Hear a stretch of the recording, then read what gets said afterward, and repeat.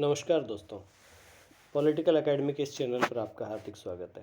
आज हम चर्चा करते हैं शेखावाटी मिशन 100 राजनीति विज्ञान के दूसरी वाली किताब जो है भारत में राष्ट्रवाद वाली, उसमें तीसरा पार्ट है नियोजित विकास की राजनीति। ये पार्ट बोर्ड परीक्षा के हिसाब से बहुत ही इम्पोर्टेंट है कक्षा 12 के लिए। ये 5 नंबर का पार्ट है और 5 नंबर आपके लिए बहुत इंपॉर्टेंट होते हैं। इसमें हम आज चर्चा करते हैं नियोजित विकास की राजनीति। देखो, नियोजन का मतलब होता है प्लानिंग। यदि हम किसी भी काम को करते हैं तो हमें उस काम में यदि सफल होना है तो हमें उस काम को करने से पहले हमें उसकी प्लानिंग करनी पड़ेगी। यदि हम प्लानिंग कर लेते हैं तो हम आधा जो युद्ध है वो ऐसे ही जीत जाते हैं।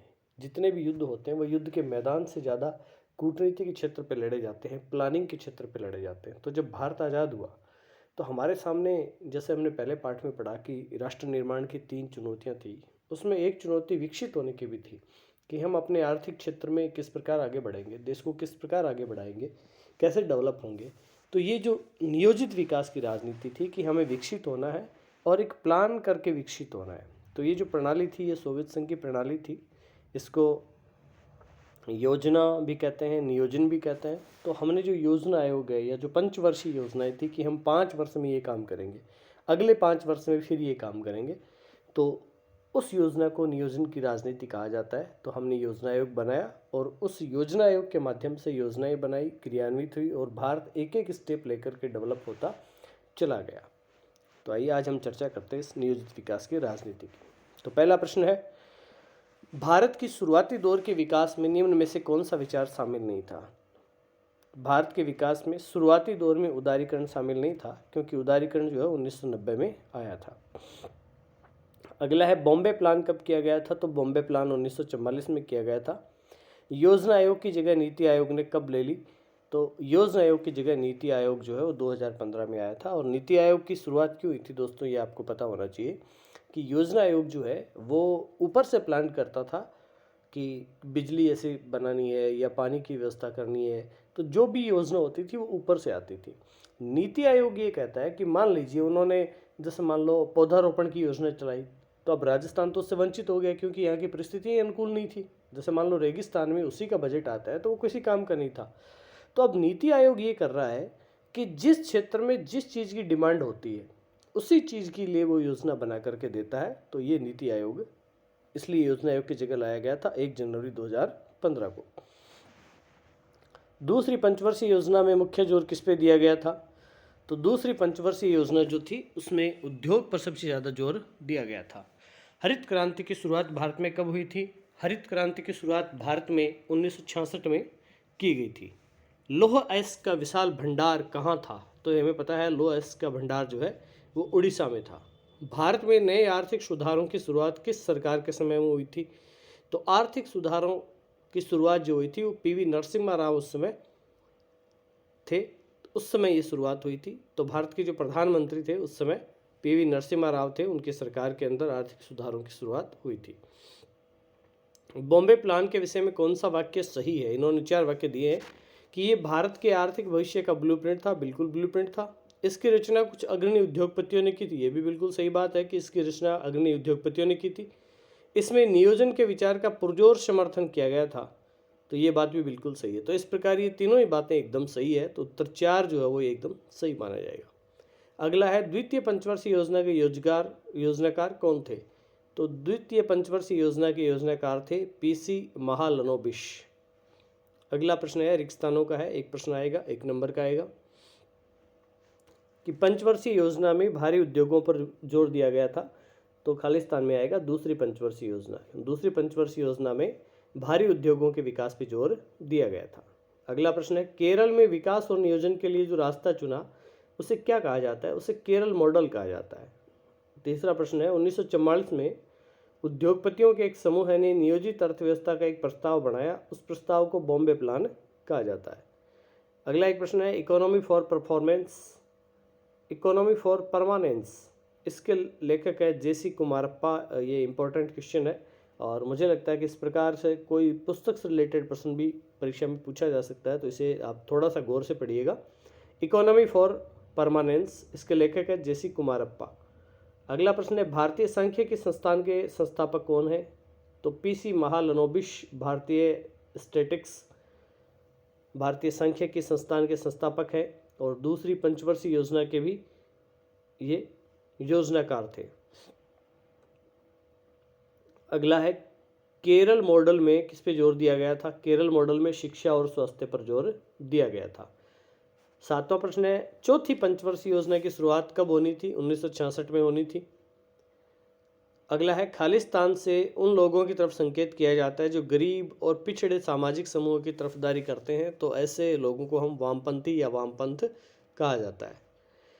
पहली पंचवर्षीय योजना का मूल मंत्र था धीरज, लेकिन दूसरी पंचवर्षीय योजना तेज की कोशिश थी, तेज गति से संरचनात्मक बदलाव करने की। तो खालिस्तान में संरचनात्मक बदलाव आ जाएगा, क्योंकि दूसरी पंचवर्षीय योजना थी वो भारी उद्योगों की स्थापना से जुड़ी हुई थी कि हमें संरचनात्मक रूप से बहुत तेजी से कार्य करना है। अगला प्रश्न है नीति आयोग की स्थापना कब हुई? नीति आयोग की स्थापना 1 जनवरी 2015 को हुई थी। बॉम्बे प्लान भारत के उद्योगपतियों द्वारा कब तैयार किया गया था? तो बॉम्बे प्लान भारत के उद्योगपतियों द्वारा 1944 में तैयार किया गया था।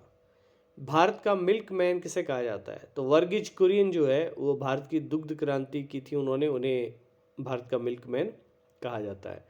हरित क्रांति MS स्वामीनाथन ने की थी और मिल्क क्रांति जो है वर्गीज कुरियन ने की थी। योजना आयोग की जगह नई संस्था कौन सी बनाई गई? तो ये नीति आयोग बनाई गई थी। नीति आयोग का अध्यक्ष भी प्रधानमंत्री होता है, योजना आयोग का अध्यक्ष भी प्रधानमंत्री होता था। 1969 में केंद्र सरकार ने कितने बैंकों का राष्ट्रीयकरण किया था? तो 1969 में केंद्र सरकार ने 14 बैंकों का राष्ट्रीयकरण किया था। भारतीय सांख्यिकी संस्थान के संस्थापक कौन थे? ये प्रश्न पहले भी आ गया है। तो इनका नाम जो है वो पीसी महालनोबिश था, जो भारतीय सांख्यिकी संस्थान के संस्थापक थे। अगला प्रश्न है JC कुमारप्पा का असली नाम क्या था? उनका नाम था कार्नेलियस, JC कार्नेलियस।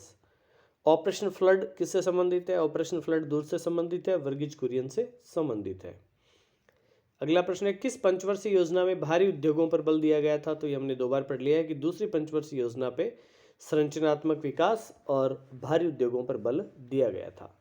स्वतंत्र भारत के समक्ष विकास के कौन से 2 मॉडल थे? तो हमारे पास विकसित होने के लिए 2 मॉडल थे। पहला मॉडल था पूंजीवादी मॉडल, जो कि अमेरिका जिसका प्रतिनिधित्व करता है। दूसरा हमारे सामने मॉडल था समाजवादी मॉडल, जो रशिया ने अपना रखा था। तो हमारी जो पंचवर्षीय योजनाएं हैं ये रूस से प्रभावित है।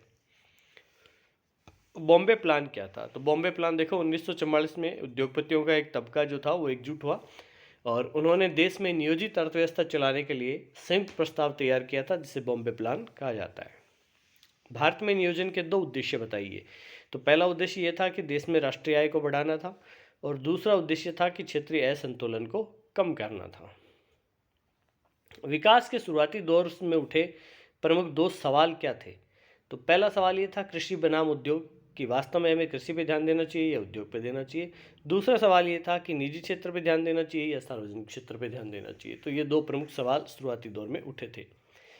अगला प्रश्न है भूमि सुधार के लिए कौन से प्रयास किए गए थे? तो भूमि सुधार के लिए देखो हमने जमींदारी प्रथा को समाप्त किया, जमीन के छोटे छोटे टुकड़ों को एक साथ किया, छोटे किसानों को जमीन पर मालिकाना हक दिया।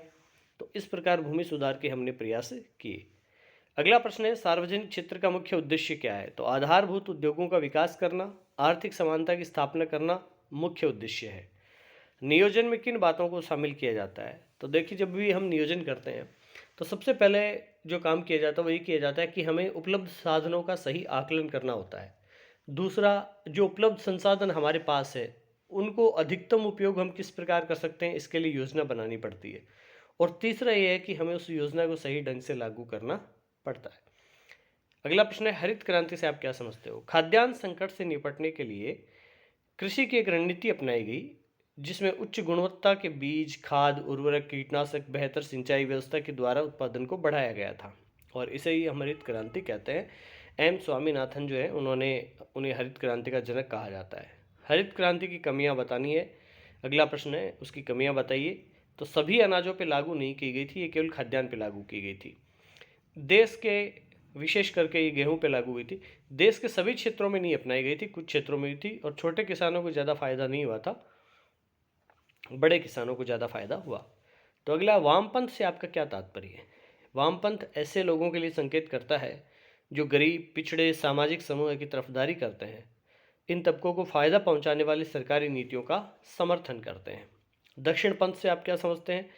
तो दक्षिणपंथी जो है वो एक ऐसी विचारधारा है जो ये मानती है कि खुली स्पर्धा होनी चाहिए, बाजार मूलक अर्थव्यवस्था होनी चाहिए, बाजार में जो प्रगति होती है वो खुली अर्थव्यवस्था के माध्यम से ही हो सकती है।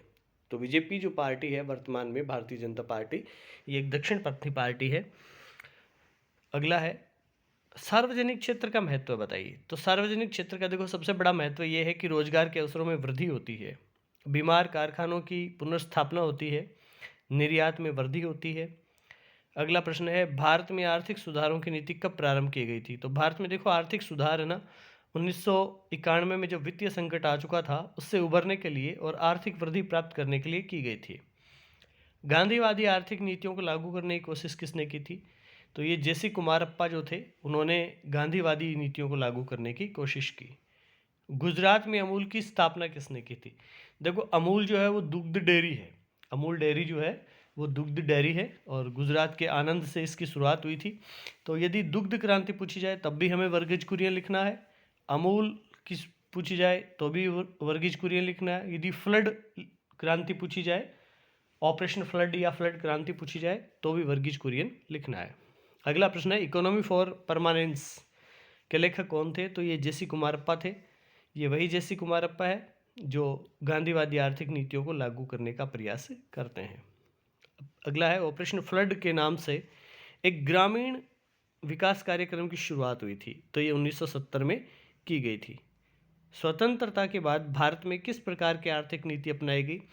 तो भारत ने स्वतंत्रता के बाद संरक्षणवाद की नीति अपनाई थी कि हम जो है उद्योगों को संरक्षण देंगे, राज्य स्तर पे या सरकारी स्तर पे उनको संरक्षण दिया जाएगा, सार्वजनिक क्षेत्र को बढ़ावा दिया जाएगा। भारत में खुली प्रतिस्पर्धा नहीं अपनाई गई थी। खुली प्रतिस्पर्धा का जो है वो 1990 के बाद में शुरुआत हुई थी। अगला प्रश्न है नीति आयोग का पूरा नाम क्या है? नीति आयोग का पूरा नाम है national institute for transforming India, NITI, राष्ट्रीय भारत परिवर्तन संस्थान। अगला है योजना आयोग की स्थापना कब हुई थी? तो योजना आयोग की स्थापना 1950 में हुई थी। और योजना आयोग की प्लानिंग हमने कहाँ से ली थी, प्रक्रिया कहाँ से ली थी? तो ये हमने सोवियत संघ से ली थी। पहली पंचवर्षीय योजना का कार्यकाल क्या था? पहली पंचवर्षीय योजना जो थी उसका कार्यकाल 51 से 56 था। सबसे ज़्यादा किस पे प्राथमिकता दी गई? तो कृषि क्षेत्र पे प्राथमिकता दी गई थी। अगला प्रश्न है स्वतंत्रता प्राप्ति के बाद किस आर्थिक प्रणाली को भारत में अपनाया गया था? मिश्रित अर्थव्यवस्था को भारत ने अपनाया था। हरित क्रांति के दौरान किस फसल का सर्वाधिक उत्पादन हुआ? तो गेहूं का उत्पादन है वो सर्वाधिक हुआ था। दूसरी पंचवर्षीय कब शुरू हुई थी? तो दूसरी पंचवर्षीय योजना 1956 में शुरुआत हुई थी। अगला पूछा है कि अगला लघुतरात्मक प्रश्न है, 2 नंबर का प्रश्न आएगा और एक प्रश्न आएगा। 3 प्रकार के प्रश्न जो है 3 नंबर के, एक नंबर का, जैसे रिक्तस्थान आ गया, एक वन लाइनर आ गया, एक ऑब्जेक्टिव आ गया। तो 3 नंबर के प्रश्न हमने कर चुके। अब ये 2 नंबर का प्रश्न आएगा, ये लघुतरात्मक प्रश्न आएगा। तो इसमें पूछा है दूसरी पंचवर्षीय योजना के दौरान उद्योग विकास बनाम कृषि विकास का विवाद फैला था। इस विवाद में क्या क्या तर्क दिए गए थे? एक विवाद पैदा हो गया था, कृषि पे ज़्यादा ध्यान देना चाहिए कि उद्योगों पे ज़्यादा ध्यान देना चाहिए। दूसरी पंचवर्षीय योजना के दौरान उद्योग और कृषि विकास के क्षेत्र पर ज़्यादा जोर दिया जाए, इस बात विवाद चला। इसमें तर्क दिए गए थे। देखो पहला तर्क ये था कि कृषि वाले जो लोग थे वो ये कहते थे कृषि का विकास करना है, वो ये कहते थे कि कृषि का विकास होने से देश आत्मनिर्भर बनेगा, किसानों की दशा में सुधार होगा। जबकि औद्योगिक विकास करने वाले कहते थे कि औद्योगिक विकास से देश में रोजगार बढ़ेगा, देश में बुनियादी सुविधाएं बढ़ेगी। अनेक लोग ये मानते थे कि कृषि विकास में रणनीति का अभाव था। इस योजना के दौरान उद्योगों पर ज़्यादा जोर दिया गया तो खेती और ग्रामीण इलाकों को चोट पहुँचेगी। जबकि कई लोग सोचते थे कि यदि औद्योगिक विकास में वृद्धि होगी तभी हम गरीबी से मुक्त हो सकते हैं, यदि औद्योगिक विकास की वृद्धि नहीं होगी तो हम गरीबी से मुक्त भी नहीं हो पाएंगे। कृषि विकास के अनेक कानून बनाए जा चुके हैं लेकिन औद्योगिक विकास का कोई कानून नहीं बनाया गया, ये भी इसमें एक बहुत बड़ा तर्क दिया जाता था। अगला प्रश्न है पहली और दूसरी पंचवर्षीय योजना में क्या अंतर था? तो पहली पंचवर्षीय योजना और दूसरी में अंतर ये था कि पहली पंचवर्षीय योजना ने कृषि क्षेत्र पर बल दिया था, जबकि दूसरी पंचवर्षीय योजना ने भारी उद्योगों के विकास पर बल दिया। अगला प्रश्न है पहली पंचवर्षीय योजना का मूल मंत्र था धीरज और दूसरी का था तेजी से संरचनात्मक बदलाव। अगला प्रश्न है, भारत में नियोजन की आवश्यकता क्यों है? तो देखिए, भारत में नियोजन की आवश्यकता का पहला कारण तो ये है कि नियोजन द्वारा आर्थिक और सामाजिक जीवन के सभी क्षेत्रों में समन्वय स्थापित किया जा सकता है और समाज की उन्नति की जा सकती है। नियोजन के द्वारा सामाजिक और आर्थिक विकास, न्याय की स्थापना की जा सकती है।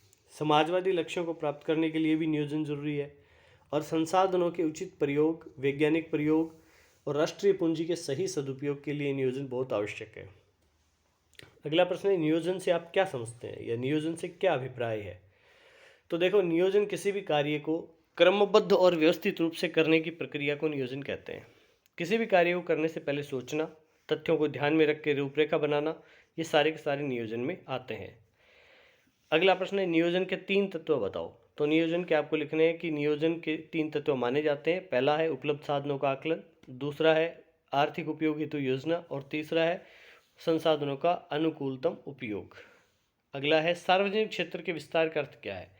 देखो, सार्वजनिक क्षेत्र के विस्तार का अर्थ है कि भारी उद्योग है, कोयला है, तेल की खोज है, परमाणु ऊर्जा का विकास है आदि महत्वपूर्ण उद्योग जो है उनका निर्माण और विस्तार, इसका पूरा उत्तरदायित्व केंद्र सरकार के पास होना चाहिए। इसके लिए वित्तीय और मानव शक्ति का प्रबंधन किसके पास होना चाहिए? केंद्र सरकार के पास होना चाहिए। अगला प्रश्न है, सार्वजनिक क्षेत्र की विशेषताएं बताओ। देखो, सार्वजनिक क्षेत्र में सरकार की समस्त आर्थिक और व्यावसायिक गतिविधियां शामिल होती है। सार्वजनिक क्षेत्र आर्थिक असमानताओं को कम करके आर्थिक समानता की स्थापना का प्रयास करता है। सार्वजनिक क्षेत्र के उद्योगों पर पूर्ण रूप से राष्ट्रीय नियंत्रण होता है। इसमें एकाधिकार की प्रकृति पाई जाती है। भारत में सार्वजनिक क्षेत्र की 2 समस्याएं बताओ। तो पहली समस्या तो ये है कि सार्वजनिक क्षेत्र में लाल फीताशाही और नौकरशाही का बोलबाला है। इस कारण से सार्वजनिक क्षेत्र की कार्य कुशलता निजी क्षेत्र की अपेक्षा कम है। दूसरा, सार्वजनिक क्षेत्र की प्रमुख समस्या है प्रबंधन व्यवस्था का कुशल न होना। अगला प्रश्न है, योजना आयोग पर टिप्पणी कीजिए। तो योजना आयोग की स्थापना 1950 में हुई थी। यह एक गैर संवैधानिक संस्था थी जिसके अध्यक्ष प्रधानमंत्री थे। गैर संवैधानिक का मतलब है कि संविधान में योजना आयोग का कहीं भी कोई उल्लेख नहीं किया गया है।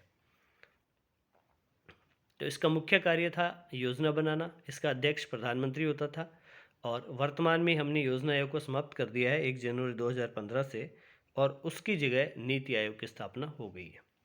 अगला है, ऑपरेशन फ्लड क्या है? तो ऑपरेशन फ्लड 1970 में सहकारी दुग्ध उत्पादकों को उत्पादन और विपणन के एक राष्ट्रव्यापी तंत्र से जोड़ने के लिए अपनाया गया था। तो ये ग्रामीण विकास कार्यक्रम शुरू था। इसको हम डेयरी कार्यक्रम कह सकते हैं, लेकिन ये डेयरी कार्यक्रम से विस्तृत था। इसका उद्देश्य था लोगों को रोजगार उपलब्ध कराना और उनकी गरीबी दूर करके आमदनी बढ़ाना। अगला है, श्वेत क्रांति पर टिप्पणी लिखिए। तो श्वेत क्रांति भी दूध से ही जुड़ी हुई है। गुजरात में आनंद नाम का एक शहर है। उस शहर में सहकारी दूध उत्पादन का आंदोलन अमूल इसी शहर से शुरू हुआ था। गुजरात के 25 लाख दुग्ध उत्पादक लोग जुड़े। ग्रामीण विकास और गरीबी उन्मूलन के लिहाज से अमूल अपने आप में एक अनूठा, बहुत ही कारगर मॉडल था। इस मॉडल को श्वेत क्रांति कहा जाता है।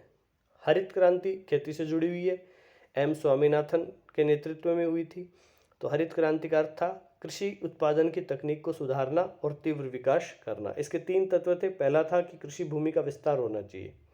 दूसरा, कि एक ही भूमि पर बहुत तरह की फसलें हमें लेनी है, तो बहुफसली पद्धति भी अपनाई गई और उन्नत बीजों का प्रयोग किया गया। तो इसमें रासायनिक प्रयोग भी किए गए थे, जैसे यूरिया है या पेस्टिसाइड जो भी हम यूज करते हैं, कृषि उर्वरकों का प्रयोग इसमें किया गया था। तो सिंचित और असिंचित क्षेत्रों में अधिक उपज देने वाली किस्मों को आधुनिक कृषि के नाम से पद्धति से उगा करके उत्पादन बढ़ाया गया था। अगला है, हरित क्रांति के 2 फायदे बताइए। तो देखा, पहला फायदा तो ये था कि हरित क्रांति से खेती पैदावार ज़्यादा बढ़ी, खाद्यान्न की उपलब्धता में बढ़ोतरी हुई और सामान्य श्रेणी के जो किसान थे वो हरित क्रांति के माध्यम से बहुत ज़्यादा समृद्ध हुए। अगला प्रश्न है, राष्ट्रीय विकास परिषद के मुख्य कार्य बताओ। देखो, जब योजना आयोग बना था तो उसके साथ ही राष्ट्रीय विकास परिषद भी बनाई गई थी। योजना आयोग का अध्यक्ष प्रधानमंत्री होता था, राष्ट्रीय विकास परिषद का भी अध्यक्ष प्रधानमंत्री होता था। जो योजना आयोग योजना बनाता था, उस योजना को बजट देने का काम जो है, पैसे देने का काम जो है, वो राष्ट्रीय विकास परिषद करती थी। तो इसके प्रमुख कार्य ये थे कि ये योजना की प्रगति पर समय समय पर विचार करती थी। राष्ट्रीय विकास को प्रभावित करने वाली आर्थिक और सामाजिक नीतियों पर भी विचार करती थी, राष्ट्रीय योजना के निर्धारित लक्ष्य और उद्देश्य प्राप्ति के लिए सुझाव देती थी और योजना आयोग द्वारा तैयार की गई राष्ट्रीय योजना पर विचार करती थी, उसके पथ प्रदर्शक का काम करती थी। पंचवर्षीय योजनाओं का मुख्य उद्देश्य बताइए। तो पंचवर्षीय योजना का मुख्य उद्देश्य देखो, पहला तो था आर्थिक वृद्धि। आर्थिक वृद्धि का मतलब है घरेलू और सकल घरेलू उत्पादन में वृद्धि, लोगों के जीवन स्तर में सुधार करना। दूसरा था आधुनिकीकरण, यानी कि उत्पादन में नई तकनीक का प्रयोग करना। सामाजिक दृष्टिकोण में परिवर्तन को आधुनिकीकरण कहते हैं, तो इसका ये प्रमुख उद्देश्य था। आत्मनिर्भर और समानता, यानी कि पंचवर्षीय योजना का उद्देश्य आयात को कम करना, उत्पादन को बढ़ाना और भारत को आत्मनिर्भर बना के गरीब अमीर में दूरियां कम करना था। अगला प्रश्न है, स्वतंत्रता के पश्चात सरकार ने भूमि सुधार के लिए क्या प्रयास किए। तो पहला प्रयास तो यही किया था कि जमींदारी प्रथा को समाप्त कर दिया गया था। भूमि सुधार से संबंधित जमींदारी प्रथा को समाप्त किया गया और भूमि से वंचित वर्ग के लोग जो थे उन लोगों को भूमि दी गई। चकबंदी का मतलब है कि ज़मीन के छोटे छोटे टुकड़ों के साथ खेती करने का प्रयास किया ताकि खेती का काम सुविधाजनक हो सके। भूमि के सुधार के लिए कानून बनाए गए कि कोई भी आदमी अधिकतम कितनी भूमि अपने पास रख सकता है। और बटाईदार काश्तकार को सुरक्षा, जो काश्तकार किसी और की ज़मीन पर जो खेत बोते हैं या जोत रहे हैं उनको भी ज़्यादा कानूनी सुरक्षा दी गई। अगला है मिश्रित अर्थव्यवस्था का अर्थ बताइए। देखो, मिश्रित अर्थव्यवस्था जो है उसमें पूंजीवादी समाजवादी दोनों मॉडल की बातों को अपनाया गया और उनको लागू किया गया, इसलिए भारतीय अर्थव्यवस्था जो है वो मिश्रित अर्थव्यवस्था है। इसमें देखो, किसान, खेती, व्यापार, उद्योग, एक बड़ा भाग जो निजी हाथों में रहा। राज्य ने अपने हाथ में केवल भारी उद्योग रखे और आधारभूत ढांचा खड़ा किया, और राज्य ने व्यापार का नियमन किया और कृषि कार्य में कुछ बड़े हस्तक्षेप किए। अगला प्रश्न है, दक्षिणपंथी विचारधारा क्या है। इस विचारधारा के लोग या दल जो हैं वो ये मानते हैं कि देखो, बाजार में क्या होती है, खुली प्रतिस्पर्धा होनी चाहिए और बाजार मूलक अर्थव्यवस्था में अपने आप प्रगति हो जाती है। कंपटीशन का माहौल पैदा करना चाहिए जिससे ग्राहक को लाभ होता है और सरकार जो है अर्थव्यवस्था में उसे किसी प्रकार का कोई गैर जरूरी हस्तक्षेप नहीं करना चाहिए। तो भूतपूर्व स्वतंत्र पार्टी या वर्तमान में भारतीय जनता पार्टी जो है वो भी और कांग्रेस जो है वो भी दक्षिणपंथी विचारधारा की मानी जाती है। वामपंथी ये मानते हैं कि साम्यवादी या समाजवादी या माओवादी जैसी पार्टियां जो वो ये मानती है कि ये क्या मानते हैं कि गरीब और पिछड़े वर्ग जो हैं उनको फ़ायदा पहुंचाने के लिए सरकार को नीतियां बनानी चाहिए।